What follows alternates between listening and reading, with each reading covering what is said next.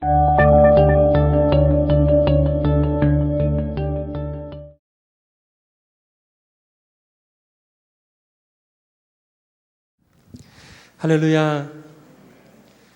우리 옆에 계신 분 조금 떨어져 있어도 인사를 하겠습니다. 할렐루야. 평안하셨습니까?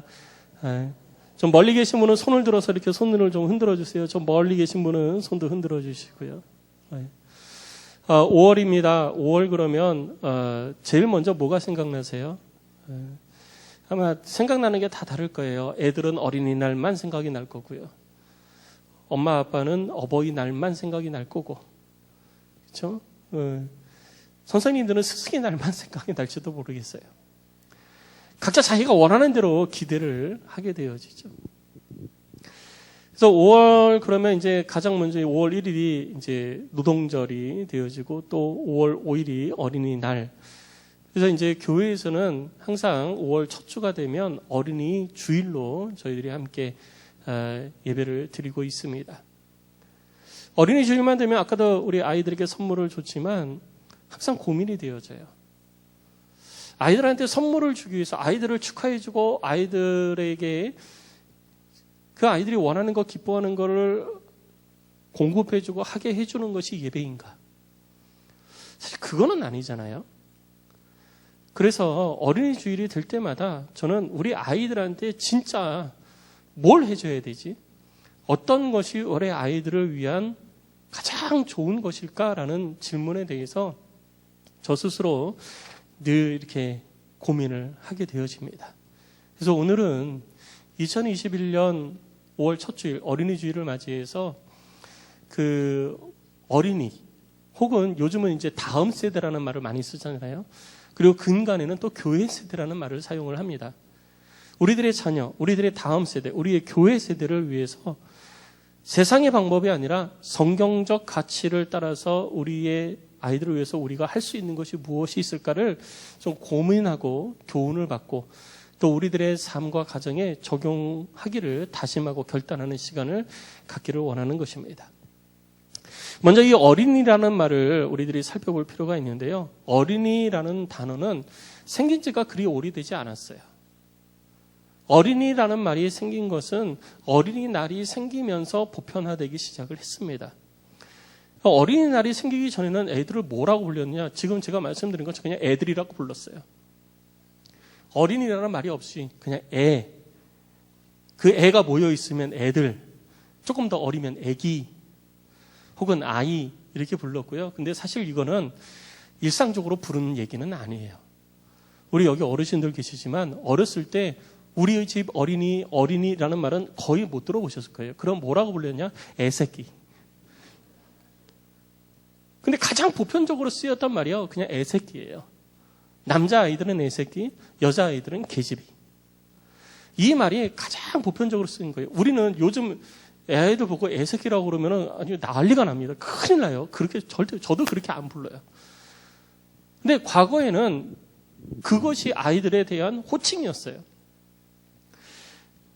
그 아이들이 사회 구조 속에서 존중을 받고 인정받는 경우는 없었습니다. 그냥 의무 교육도 없었기 때문에 어렸을 때부터 밭에 나가서 농사하고 농사짓고 집안일하고 그리고 도시로 가게 되어지면 공장에서 어렸을 때부터 일하고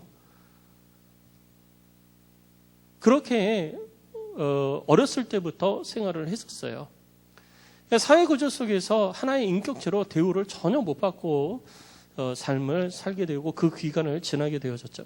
그러다가 1919년에 소파 방정환 선생님이 아이들의 이런 그 처우를 안타깝게 생각을 하게 되어지고 이 아이들을 하나의 인격체로 대우하는 사회를 좀 만들어 가야 되겠다라고 생각을 하시게 됩니다. 그래서 일본의 동경에서 색동회라는 조직을 하게 되어지고요.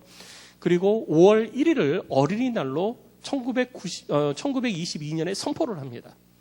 국가에서 선포한 게 아니고 색동회라는 조직에서 5월 1일을 어린이날로 부르자라고 결정을 한 거예요. 그리고 계속해서 어린이날을 이렇게 알리기 시작을 했던 것입니다. 그때서부터 어린이라는 말이 생긴 거예요. 어린이라는 말은 말 그대로 어린 사람. 그래서 어린이가 된 겁니다. 지금은 어린이가 보편적이 됐지만 그때 당시에는 전혀 보편적인 그런 그 단어가 아니었었고요. 그리고 1946년에 해방이 되어지고 나서 5월 1일이 노동절이 되어지면서 5월 1일과 그 5월 1일이 어린이날과 그리고 노동절이 겹치게 되어진 거예요. 겹치게 되어지면서 어린이날의 의미가 자꾸 퇴색이 되어지니까 5월 5일을 어린이날로 국가에서 이제 정하게 되어집니다. 그래서 지금까지 1946년 선포되어지고 나서 어린이날은 5월 5일이 된 것이죠. 그리고 교회에서는 5월 5일이 아니라 5월 첫 주에 어린이들을 이렇게 격려하고 사랑하고 또 어린아이들을 위해서 기도하는 다른 때보다 더 많이 기도해주기 위해서 어린이 주일로 지키고 있는 것입니다. 근데 요즘은 어린이날이 5월 5일이 아니라 1년 365일이죠. 1년 365일이 어린이날. 그렇게 보내고 또 그렇게 부모님들도 생각하는 경우가 많습니다. 그래서 사람들은 어린이날만 하여튼 되면은 선물도 사주고 아까 제가 뭐 받고 싶냐고 그랬더니 레고요 이렇게 얘기했는데 모르겠어요. 부모님이 그렇게 생각을 했는지 아니면 자기가 원하는 거를 얘기를 했는지 저는 모르겠습니다. 아마 저 같으면 이렇게 물어봤을 때 제일 갖고 싶은 거, 제일 비싸고 제일 좋은 거 그거를 만인 앞에서 딱 공포를 하면 엄마 아빠가 어쩔 수 없이 사주지 않을까. 그런 꾀가 있었는지는 모르겠어요. 아니면 그렇게 약속을 해서 그렇게 얘기를 했는지 모르겠지만. 그래서 세상에서는 항상 어린이날만 되면요. 선물, 그다음에 맛있는 거, 재미있는데 그런 데를 데리고 가기도 하고 같이 놀아주기도 하고 그렇게 하루를 아이들을 위해서 보냅니다. 그리고 나는 할 도리 다 했다라고 생각을 하는 것이 보편적인 세상의 방법이에요. 근데 우리는 그리스도인이잖아요. 세상 사람들은 그렇게 어린이날을 보낸다면 우리 그리스도인들은 우리 아이들을 위해서 어떻게 하는 것이 그리스도인다운 모습일까라는 부분에 대해서 우리는 답을 찾아야 됩니다. 그 답은 우리가 고민한다고 해서 나오는 게 아니에요. 그 답은 하나님의 말씀에서 찾아야 되는 것입니다. 그래서 오늘은 몇 가지 성경의 이 다음 세대 혹은 자녀들에 대해서 후손들에 대해서 이야기하고 있는 내용 가운데에 몇 가지 내용만 좀 살펴보기를 원하는 것입니다. 우리 자녀를 위해서 내가 어떻게 할 것인가? 이 질문에 대해서 먼저 우리가 첫 번째 알아야 될 것은 오늘 우리가 함께 읽은 출애굽기 34장 7절 말씀. 우리 같이 다시 한번 읽어보겠습니다. 시작. 인자를 천대까지 베풀며 악과 과실과 죄를 용서하리라. 그러나 벌을 면제하지는 아니하고 아버지의 악행을 자손 3, 4대까지 보응하리라. 우리 자녀에게 화가 임하지 않게 우리 자녀가 행복하게 살게 하기 위해서 우리들이 부모로서 해야 될 첫 번째 것은 무엇이냐? 하나님 앞에서 내가 신앙생활 잘해야 되는 거예요. 내가 신앙생활 잘하는 것이 정말 우리 자녀들을 위한 것입니다. 내가 신앙생활 잘해서 하나님 앞에 은혜 받고 또 내가 기쁨을 누리며 이 땅에서 행복하게 살아가는 것도 있습니다. 영원한 나라 천국에 대한 소망 가운데 살아가는 것도 있어요. 그런데 그것만으로 그치는 것이 아니라는 것이죠. 오늘 보면 출애굽기 34장 7절 말씀을 보면 하나님께서 하나님의 자녀들에게 인자를 천대까지 베푼다고 하십니다. 여러분 우리들이 속담 가운데에 부자도 3대를 못 간다라는 말이 있죠. 아무리 가진 것이 많아도요 3대 지나면 다 빈털터리가 된다라는 말입니다. 다 허랑방탕하게 다 사용되어지고 아무것도 남지 않는데요. 그런데 오늘 본문에서 하나님께서는 말씀하시기를 하나님의 자녀에게는 하나님의 인자가 천대까지 이르게 하겠다라고 하나님이 말씀하신 거예요. 그냥 기대하는 게 아니에요. 이스라엘 백성들이 우리에게 그렇게 되어줬으면 좋겠습니다라고 기대하고 소망하는 게 아닙니다. 이거 하나님이 선포하신 거예요. 하나님의 말씀인 것입니다. 자자손손 하나님의 인내가 하나님의 인자하심이 천대까지 이루려면 어떻게 해야 되느냐? 내가 하나님의 은혜 가운데 서서 신앙생활을 해야 되는 것입니다. 내가 하나님을 잘 섬기는 것이 우리들의 자녀와 우리들의 후손들을 위한 것임을 여러분 꼭 기억하시기 바랍니다. 그리고 또 한 가지 우리가 잊지 말아야 될 것은 뭐냐면요. 천대까지 베풀고 악과 가실과 죄를 용서해 주신대요. 얼마나 감사해요. 악과 가실과 죄를 용서했어요. 내가 하나님 앞에 회개하고 돌이키면 하나님이 나를 용서해 주시는 거예요. 근데 문제는 뭐냐면요. 벌을 면제하지는 않는 거예요. 벌은 받아야 되는 거예요. 근데 그 벌을 받는데 어떻게 받느냐? 아버지의 악행을 자손 3, 4대까지 보응하리라. 아버지가 잘못한 것에 대해서 그 벌을 자녀들에게까지 주시겠다라는 거예요. 그러니까 내가 지금 신앙생활 잘 못해가지고 하나님 앞에 벌을 받는다? 그러면 나만 벌 받는 게 아니에요. 누구에게까지 그 벌이 임하느냐? 내 자녀들에게까지 그 벌이 임하는 거예요. 여러분, 신앙생활 어떻게 하시겠습니까? 내 자녀가 하나님의 벌을 받기를 원한다면 알아서 하십시오. 근데 하나님의 벌이, 하나님의 징계가 얼마나 무섭고 떨리고 정말 생각만 해도 끔찍하고 몸서리 쳐지는 것인지 우리는 성경을 통해서 이미 알고 있잖아요. 내가 하나님 앞에 범죄하면 그 대가를 나뿐만 아니라 우리들의 자녀들도 치러야 된다는 것을 우리는 인지해야 되는 것입니다. 그래서 우리 자녀를 위해서 내가 뭘 했냐? 우리 자녀가 하나님의 징계 가운데 있지 아니하고 하나님께서 베풀어 주시는 은혜 가운데 거하게 하기 위해서 내가 뭘 해야 될 것이냐? 하나님을 잘 섬겨야 된다는 것이죠. 하나님 잘 섬기시기를 바랍니다. 나뿐만 아니라 내 자녀를 위해서 선물 한번 사주고 그것이 내 자녀를 위해서 잘했다고 생각하지 마시고요. 내가 하나님을 잘 섬기는 것이 우리 자녀를 위한 가장 궁극적인 것임을 우리는 늘 기억해야 되는 것입니다.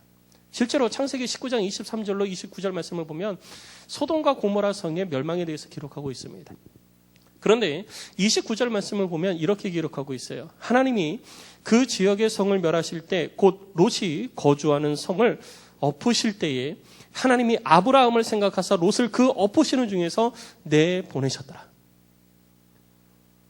소돔 성에 롯이 그 가족과 함께 거주하고 있었는데 하나님께서 소돔과 고모라에 유황과 불을 비같이 내리시고 그 땅에서 모든 났던 것들을 다 엎으신다라고 24절, 25절에 말하고 있습니다. 그런데 그 가운데에서 하나님께서 롯과 그 가족을 내보내셨어요. 근데 참 재밌는 거는요. 롯이 하나님을 잘 섬겼기 때문에 내보내신 게 아니에요. 롯이 하나님을 잘 섬기고 하나님의 말씀에 순종하고 하나님 앞에 열심히 예배하고 그래서 그런 게 아니라 하나님께서 롯과 그 가족을 왜 그 소돔성에서 내보내셨느냐? 아브라함을 생각하셨기 때문이에요.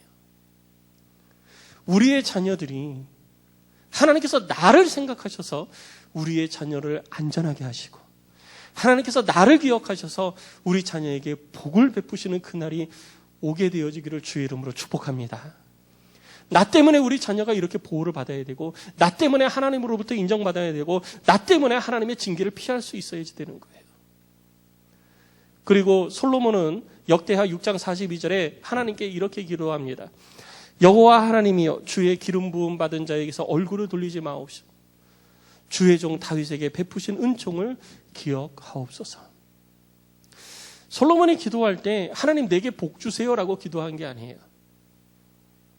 하나님 내가 하나님 앞에 얼마나 열심히 했습니까? 하나님 앞에 얼마나 충성했습니까? 내가 하나님 앞에 얼마나 잘했습니까? 주의 말씀에 내가 얼마나 순종했습니까? 주님 내게 복 주시옵소서 이게 아니고요. 하나님 우리 아버지 다윗이 하나님께 하신 거 기억하시죠? 하나님 그 은총을 내게 베풀어 주세요. 우리 아버지 다윗을 기억해 달라는 얘기입니다.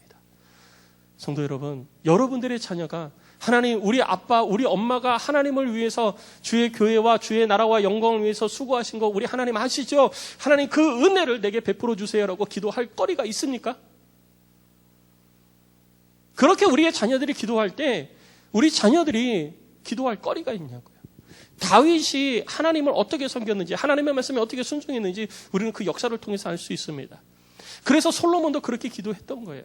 근데 우리의 자녀들은 부모된 우리를 통해서 하나님께 어떻게 기도하고 있을까요? 우리들 스스로 생각을 해야 됩니다. 심지어는요, 열왕기하 8장 16절로 19절 말씀을 보면 이렇게 기록하고 있어요. 우리 같이 한번 읽어볼까요? 우리 16절로 19절 같이 읽습니다. 시작. 이스라엘 왕 아합의 아들 요람 제5년에 여호사밧이 유다의 왕이었을 때에 유다의 왕 여호사밧의 아들 여호람이 왕이 되니라. 여호람이 왕이 될 때에 나이가 32세라.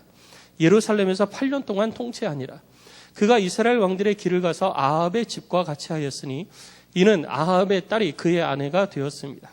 그가 여호와 보시기에 악을 행하였으나 여호와께서 그의 종 다윗을 위하여 유다 멸하기를 즐겨하지 아니하셨으니 이는 그와 그의 자손에게 항상 등불을 주겠다고 말씀하셨습니다. 유다의 왕이었던 여호람이 하나님 보시기에 악을 행하고 있어요. 진절머리가 날 정도로 악을 행합니다. 그의 그런 악행을 하나님께서 보시고 그를 멸해야 돼요. 징계해야 됩니다. 그런데 하지 않으세요. 유다를 보호해 주세요. 왜? 다윗을 기억하셨기 때문에. 다윗에게 약속하여 주신 것이 있기 때문에 하나님은 그 약속을 지금도 지켜가고 계셨던 것입니다. 아버지예요? 여호람의 아버지가 다윗입니까? 할아버지가 다윗입니까? 그 아버지의 먼 손조인 다윗을 하나님께서 기억하셔서 그 먼 후대에 있는 여호람까지 하나님은 다윗을 향하여 하셨던 그 약속, 다윗이 하나님 앞에 행하면서 하나님의 은혜 가운데 거하면서 하나님의 복 주신 가운데 거하면서 하나님으로부터 붙었던 약속, 그 약속이 자자손손에 이르기까지 하나님은 그 약속을 기억하시고 그 후손을 지키시고 그 후손이 멸망당하지 않게 지켜주셨다는 사실이에요. 여러분, 신앙생활 어떻게 하시겠습니까? 우리의 자녀들이 나를 붙들고 내가 하나님 앞에 어떠한 모습으로 섰는지를 붙들고 기도할 때 하나님이 그 기도에 응답하셔서 우리 후손들에게 복을 주시겠습니까? 여러분, 한번 기억해 보십시오. 적어도 우리의 후손들이 나를 기억하고 하나님 앞에 간구할 수 있는 하나님 앞에서의 충성된 거리가 있어야 되는 거예요. 내가 하나님 앞에 그런 삶을 살아야 된다는 것입니다. 뿐만 아니라 하나님께서는 악을 행하면 3, 4대까지 보응하신다고 그랬잖아요. 하나님께서 그냥 두지 않습니다. 3, 4대까지 보응하시는 거예요. 솔로몬이 다윗의 은혜를 통하여서 하나님의 은총을 입었습니다. 그래서 역사적으로 볼 때 솔로몬만큼 부한 자가 없었어요. 그런데 그 솔로몬이 하나님의 말씀을 어기잖아요. 그리고 하나님을 제대로 섬기지 못하고 하나님의 뜻 가운데서 멀어졌습니다. 그래서 하나님이 솔로몬을 징계하셨나요? 아니에요. 솔로몬을 징계하신 것이 아니라 하나님께서 솔로몬에게도 내가 다윗을 기억하여 네 대에는 나라를 빼앗아서 다른 이에게 주지 않겠다. 그러나 네 후손에 대해서는 네 아들에 이르러서 네 나라를 빼앗아 다른 이에게 주겠다라고 말씀하신 겁니다. 내가 하나님을 잘 섬기지 않을 때 그것이 내게만 하나님이 징계와 그리고 벌을 당하는 것이 아니라 그 벌이 내 후손에게까지 미친다라는 사실을 우리는 기억해야 되는 거예요. 그러면 그런 일들이 내 자손에게, 내 후손에게 생기지 않게 해서 가깝게는 내 지금 자녀에게 생기지 않게 하기 위해서 내가 어떻게 해야 되느냐? 하나님 잘 섬겨야 되는 것입니다. 성도 여러분, 하나님 잘 섬기시기 바랍니다. 주의 말씀에 충성되게 행하시기를 주의 이름으로 축복합니다. 내 삶 가운데 하나님의 공의와 정의를 실천해가는 하나님의 사람이 꼭 되시기를 주의 이름으로 축복합니다. 이것이 우리의 자녀를 위해서 내가 할 수 있는 가장 복된 길이에요. 그리고 두 번째는 신명기 6장 1절로 9절의 말씀에 있는 내용입니다. 하나님의 말씀을 가르쳐야지 돼요. 우리 신명기 6장 1절로 9절 쉐마의 말씀인데요. 우리 같이 한번 읽어보겠습니다. 너무나도 중요하고 우리가 결코 잊어서는 안 되는 그런 말씀인데요. 우리 1절로 9절 말씀을 같이 읽겠습니다. 시작. 이는 곧 너희의 하나님 여호와께서 너희에게 가르치라고 명하신 명령과 규례와 법도라. 차지할 땅에서 행할 것이니 곧 너와 네 아들과 네 손자들이 평생에 네 하나님 여호와를 경외하며 내가 너희에게 명한 그 모든 규례와 명령을 지키게 하기 위한 것이며 또 네 나를 장구하게 하기 위한 것이라. 이스라엘아 듣고 삼가 그것을 행하라.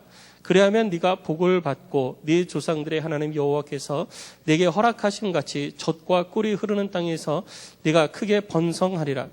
이스라엘아 들으라. 우리 하나님 여호와는 오직 유일한 여호와이시니 너는 마음을 다하고 뜻을 다하고 힘을 다하여 네 하나님 여호와를 사랑하라. 오늘 내가 네게 명하는 이 말씀을 너는 마음에 새기고 네 자녀에게 부지런히 가르치며 집에 앉았을 때이든지 길을 갈 때이든지 누워 있을 때이든지 일어날 때이든지 이 말씀을 강론할 것이며 너는 또 그것을 네 손목에 매어 기호를 삼으며 네 미간에 붙여 표를 삼고 또 네 집 문설주와 바깥문에 기록할지니라. 아멘. 무엇을 가르쳐야 됩니까? 하나님은 우리에게 무엇을 가르치라고 합니까? 우리 자녀들에게 우리는 무엇을 가르쳐야 할까요? 잠언 22장 6절 말씀을 보면 마땅히 행할 길을 아이에게 가르치라. 그리하면 늙어서도 그것을 떠나지 아니하리라 라고 말하고 있습니다. 여러분, 우리가 자녀에게 무엇을 가르치고 있습니까? 마땅히 가르칠 것을 가르쳐야 돼요. 하나님이 직접 이것을 가르쳐라 라고 명령하신 게 바로 신명기 6장 1절로 9절에 있는 내용인 것입니다.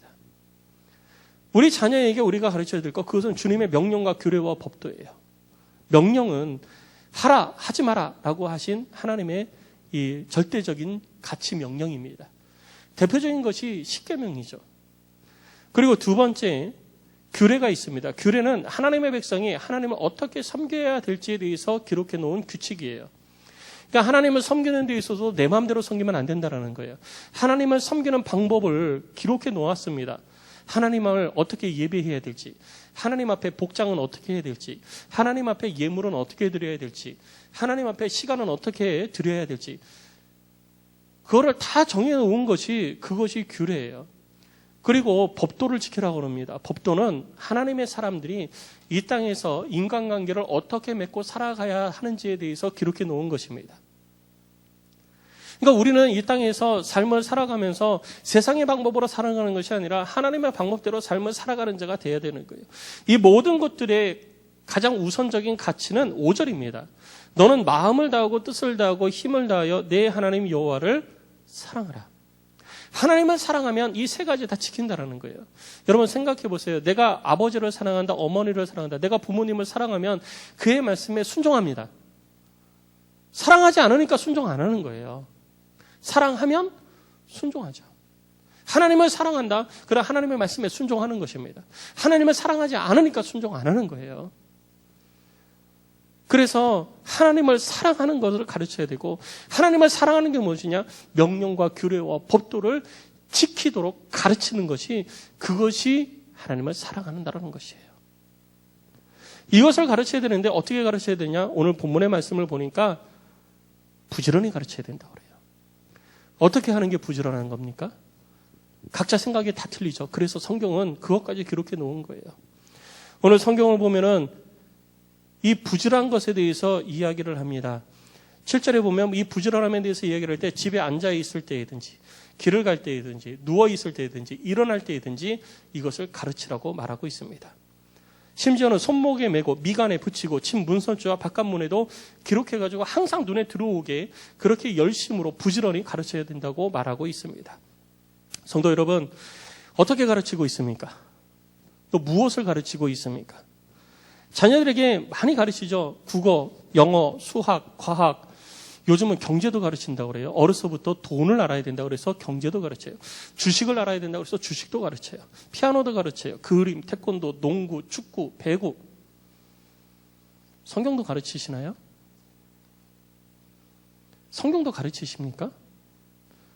무엇을 위해서 투자를 하고 계십니까? 요즘 아이들한테 우리가 그냥 부모들이 많은 아이가 있어요. 아니면 여기 젊은 부모님들도 아이들한테 그렇게 이야기하고 있는지는 모르겠어요. 너 뭐 하기 원해? 네가 원하는 거 해. 네가 하고 싶은 거 해. 그러니까 아이들한테 교회에서도 지도할 때 제가 성경 가치를 가지고 이렇게 지도를 성경 공부를 가르치거나 아이들한테 얘기하면 종종 그런 이야기를 들어요. 저 하기 싫은데요.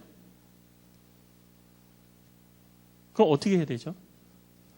아이들한테 성경 가치를 가르쳐도요. 목사님 저 그거 하기 싫은데요. 제가 왜 그거 해야 돼요? 왜? 어려서부터 네가 하고 싶은 것만 해라는 교육을 계속 받아온 거예요. 학교를 가도 어린이집을 가도 유치원을 가도 네가 하고 싶은 것만 해. 네가 행복한 것만 해. 네가 좋아하는 것만 해. 하기 싫으면 하지 않아도 돼. 괜찮아. 그냥 하지 마. 그러나 중요한 것은요. 하나님의 말씀 앞에서는 절대적 순종만 있어야 된다는 사실입니다. 그런데 하나님의 말씀도 취사 선택을 하고 있다는 거예요. 내가 좋아하는 것, 내가 하고 싶은 것, 내가 받고 싶은 것, 내가 원하는 것만 하나님의 말씀도 골라받고 있다는 거예요. 결국 그렇게 해가지고 우리 아이들이 어떻게 자라겠습니까? 여러분 가만히 생각해 보세요. 국어, 영어, 수학, 과학, 경제, 피아노, 그림, 태권도, 농구, 미술 그렇게 해가지고 그런 거 배워서 아이들이 그걸로 인해가지고 인생이 바뀌었습니까? 바뀐 사람도 있겠죠. 얼마나 되나요? 저도요 어렸을 때 다 했습니다. 이렇게 보여도 어렸을 때 태권도도 했고요. 제가 말씀드렸잖아요. 태권도는 시범단도 하고 뭐 이렇게 선수도 하고 뭐 다 했어요. 그랬더니 우리 애들이 안 믿어. 그래서 저희 부모님 댁에 갔을 때 사진을 보여줬어요. 그랬더니 우와, 아니 왜 안 믿어? 저도 주산도 하고요, 암산도 하고요, 했어요. 과외도 하고요. 그래서 제가 주산 배운 거 가지고 제 인생이 바뀌었나요? 피아노 배워가지고 제 인생이 바뀌었나요? 태권도 배워서 제 인생이 바뀌었습니까? 조금 도움이 된 거는 있는 것 같아요. 그렇지만 그것으로 인해 가지고 제 인생이 바뀌고 그것 때문에 제가 막 행복하고 그러진 않아요. 저만 그런가요? 여러분들 어떠세요? 여기 계신 분들도 어렸을 때 주산, 암산, 영어, 국어, 사회 안 배운 거 없을 거예요. 다 배우셨을 거예요. 그래서 인생이 바뀌셨습니까? 여러분들의 삶에 정말 행복이 막 넘쳐납니까? 국어 때문에 행복이 넘쳐나세요? 수학 때문에 막 행복하세요? 영어 교육 받아가지고 막 즐겁고 막 너무너무 좋아가지고 영어 때문에 내 인생이 바뀌셨습니까? 아니잖아요. 그러나 하나님의 말씀은 우리들의 인생을 바꾸는 줄로 믿습니다. 그렇다면 말씀을 가르쳐야죠. 근데 말씀을 가르치기 위해서 여러분 얼마나 부지런하십니까? 아이들 학원 보내는데 영어 이 토끼 띠뛰기를 하듯이 하잖아요. 시간 맞춰가지고 영어 학원 데려다 줬다, 수학 학원 데려다 줬다, 차 막히니까 일찍 가야 된다, 늦게 가야 된다, 조금만 늦으면 뭐 한다, 차 타고 가면서 밥 먹어라, 김밥 사 먹이고 막 그러면서 애들 다 가르치잖아요. 그렇게 부지런하시잖아요. 그렇게 널뛰기 하듯이 그렇게 열심히 내시잖아요. 그렇게 투자하시잖아요. 성경을 가르치기 위해서 얼마나 투자하시고 얼마나 열심히 내십니까? 내 아이에게 성경 가치관을 가르치기 위해서 얼마나 열심히 내고 얼마나 투자를 하십니까? 한 예로요. 여러분들 자녀들 방에 한번 보십시오. 국어, 영어, 수학, 과학, 미술, 연습장, 문제집, 교과서, 각종 도서들, 위인전 다 있죠. 많으시죠? 성경 위인전 있으신가요? 성경 공부 문제집 있으세요? 성경 공부 교재 있으세요? 성경책 몇 권 있습니까? 아이들 눈높이에 딱 맞는 성경 교재, 성경책 가지고 계십니까? 그거 아이들 읽어주십니까? 하나님의 말씀을 읽을 때에는 하나님의 말씀이 절대적 가치라고 이야기를 하면서 실제적인 투자나 실제적인 부지런함은 우리들의 삶 가운데 전혀 나타나고 있지 않다는 것이 문제예요. 그러다 보니까 자라나서도 교회는 다니는데 삶의 변화가 없는 거예요. 신앙생활과 삶이 이원화되어지고 분리되어져 있는 삶을 살고 있는 것입니다. 누구 때문에요? 나 때문에. 내가 아이들한테 성경 가르치는 것을 부지런하게 하지 않았기 때문에 그런 결과가 나타나고 있는 거예요. 2021년 어린이주일 여러분 아이들한테 마땅히 가르쳐야 될 것을 가르치는 부모가 되시기를 주의 이름으로 축복합니다. 그래야 아이들의 인생이 바뀌는 거예요. 그리고 세 번째는 누가복음 23장 28절에 있는 말씀을 기억해야 됩니다. 예수님의 말씀이에요. 같이 읽어보겠습니다. 시작. 예수께서 돌이켜 그들을 향하여 이르시되 예루살렘의 딸들아 나를 위하여 울지 말고 너희와 너희 자녀를 위하여 울라. 예수님께서 십자가에 달리실 때 주변에 많은 여인들이 예수님이 고통당하시고 십자가에 달려 죽어가는 것을 보시면서 가슴 아파하고 막 울고 있어요. 그 여인들을 바라보면서 예수님께서 하신 말씀이 뭐냐? 나를 위해서 울지 말고 네 자녀를 위해서 울라. 왜냐하면 예수님께서는 그들의 자녀에게 당할 불행과 고난과 환난을 보셨기 때문이에요. 그런데 아직 이 여인들은 자기 자녀에게 임할 불행과 환난과 곤란을 못 본 거죠. 얼마 지나지 않아서 예루살렘이 초토화되잖아요.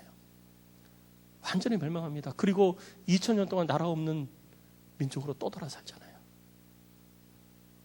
그 자녀들을 위해서 울라는 거예요. 울라는 것은 기도하라는 것입니다. 네 자녀를 위해서 기도하라는 거예요. 여러분 자녀를 위해서 얼마나 기도하고 계십니까? 여러분 자녀를 위해서 흘린 눈물이 얼마나 되십니까? 자녀를 위해서 우시기 바랍니다. 자녀를 위해서 기도하시기 바랍니다. 성도 여러분, 바울과 함께 기독교 사상의 양대 산맥을 이루고 있는 성 어거스틴 우리가 다 기억할 겁니다. 그가 뭘 했는지는 잘 몰라도 이름은 다 들어보셨을 거예요. 이름만 들어도 다 아는 사람이죠. 그는 이교도 아버지와 크리스찬 기독교인 어머니 사이에서 태어났습니다. 12살에 집을 떠나가지고 아프리카 최고의 도시인 카르타고에서 유학을 했습니다. 12살부터 부모를 떠나 유학을 하면서 그는 어려서부터 수많은 여자들과 동거를 하고 그리고 18살에 아들을 낳았습니다. 그렇게 방탕한 생활을 보냈어요. 그 어머니 모니카는 그런 어거스틴을 바라보면서 할 수 있는 게 없었어요. 그래서 날마다 눈물로 하나님 앞에 엎드려 기도했습니다. 한 해가 지나고 두 해가 지나고 세 해가 지나도 변화가 없어요. 그렇지만 포기하지 않고 하나님 앞에 눈물로 매일매일 기도를 했습니다. 그때 어거스틴이 카르타고에서 공부를 마치고 로마로 건너가서 로마에서 이름을 떨치는데 어머니의 기도에도 불구하고 이 어거스틴이 마니교에 빠졌어요. 이단이죠. 이단 마니교에 빠져가지고 점성술에 아주 능통한 자가 돼서 점치러 다니는 사람이 됐습니다. 점을 자기가 보러 가는 게 아니라 자기가 점을 쳐주는 거예요. 그런 삶이 됐어요. 그리고 신플라톤주의에 빠져가지고 철학자로도 막 이름을 날리게 되었습니다. 그때 로마에 거주하고 있을 때 32세가 되어졌을 때 무려 12살의 유학을 가서 20년이 지나고 난 다음이에요. 방탕한 생활을 보내는 그 모습을 보면서 어머니가 눈물로 기도하고 수년이 흐르고 난 다음에 그때 어거스틴의 귓가에 하나님의 음성이 들리기 시작했던 것입니다. 하나님께서 그에게 말씀하시기를 톨레에게 말씀하신 거예요. 톨레에게. 이 톨레에게가 무슨 말이냐면 집어서 읽으라는 거예요. 집어서 읽어라. 그때 앞에 있던 성경책을 집어서 읽기 시작을 했습니다. 어거스틴이. 너무 충격적인 음성을 들은 거예요. 그 성경을 듣고 읽기 시작을 했을 때 로마서 13장 13절 14절 말씀이 가슴에 확 꽂힌 거예요. 로마서 13장 13절 14절 말씀이 뭐냐? 낮에와 같이 단정히 행하고 방탕하거나 술에 취하지 말며 음란하거나 호색하지 말며 다투거나 시기하지 말고 오직 주 예수 그리스도로 옷 입고 정욕을 위하여 육신의 일을 도모하지 말라. 이 말이 가슴에 확 꽂히면서 그날부터 3일을 금식하면서 눈물로 회개했습니다. 그리고 우리가 아는 어거스틴이 된 거예요. 바울과 철학적으로 그리스도 이 기독교 철학의 양대 산맥을 이루는 어거스틴이 되었던 것입니다. 어머니의 눈물의 기도는 자식을 바른 길로 인도하는 것입니다.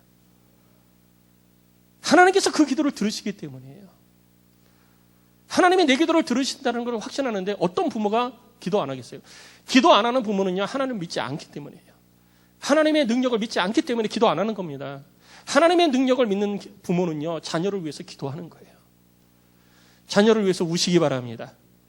자녀를 위해서 기도하시기 바랍니다. 그리고 우리가 잘 아는 존 웨슬리, 감리교회 창시자이고 우리 성결교회도 성결교회의 신학의 기초를 놓은 사람이에요. 이 존 웨슬리는 어머니 수잔나를 통해 가지고 19 형제를 있었어요. 19남매예요. 19남매. 별로 놀라지도 않는군요. 19명 정도야 뭐.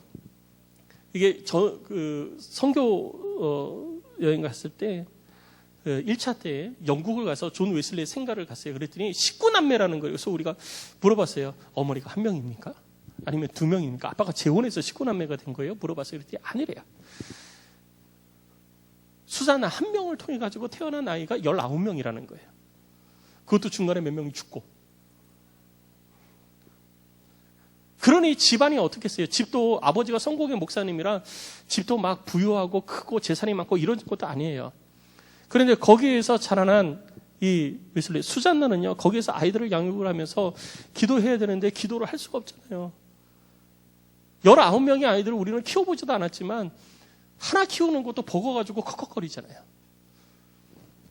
근데 이 어머니가 아이들 앞에서요, 기도를 할 시간이 없으니까 아이들이 막 뛰어놀고 막 19명의 아이들이 난장판을 막 벌리는데도 식탁에 앉아가지고 앞치마를 머리에 뒤집어 쓰고 기도하는 시간을 가졌다라는 거예요. 그걸 누가 봤냐? 아이들이 본 거예요. 엄마가 식탁에 앉아서 앞치마를 뒤집어 쓰고 그 난장판인 그곳에서 앞치마를 뒤집어 쓰고 하나님 앞에 기도하는 그 모습을 보면서 아이들이 이리 뛰고 저리 뛰고 온갖 것 다 어지르다가도 엄마의 기도하는 모습 앞에 주변에 둘러앉아서 함께 기도하기 시작을 했던 것입니다. 신앙교육은 이렇게 하는 거예요. 기도의 본은 이렇게 보이는 것입니다. 아이들한테 부모가 기도하는 모습을 보여주십시오. 부모가 성경 읽는 것을 보여주십시오. 처음에는 엄마가 그렇게 해도 막 뛰어다니죠. 그런데 항상 어디에 있든지 언제든지 식탁에 앉아서 아침마를 뒤집어 쓰고 있으면 엄마 기도하는구나. 아, 우리 엄마 나를 위해서 기도하시는구나. 이거를 깨닫는 자녀들이었습니다. 거기에서 나온 사람이 존 웨슬레, 찰스 웨슬레, 유명한 전 세계를 복음화 시키는 위대한 사람들이 거기서 나왔던 것입니다. 성도 여러분, 기도를 통한 자녀는 망하지 않는 것입니다. 자녀를 위해서 기도하시기 바랍니다.